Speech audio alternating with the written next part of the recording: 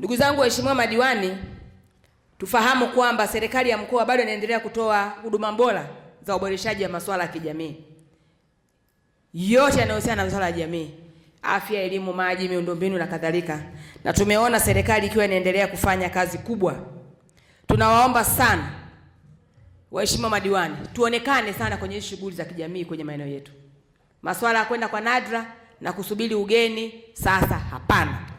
Muda wote diwani uonekane kwenye maeneo yako. Kaa kwenye kata yako. Sikiza changamoto za vijana, za wakina mama. Ona wakina mama ambao ni potential. Mwambie mkurugenzi niletee timu hapa.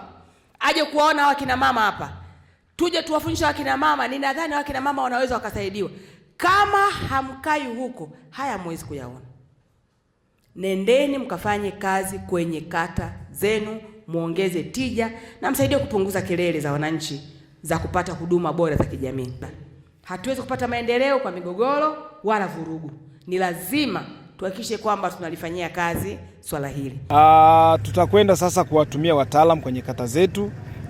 Tutakuwa nao kwenye kusimamia miradi ya maendeleo, na serikali imeweka fedha nyingi sana kwenye miradi, na changamoto kubwa katika kipindi hiki ni kwamba miradi hiyo kutokukamilika kwa wakati. Kwa hiyo mafunzo haya ambayo tumeyapokea, ukijumlisha pia na maelekezo ya mkuu wa mkoa, tutakuwa na wataalamu, tutawatumia.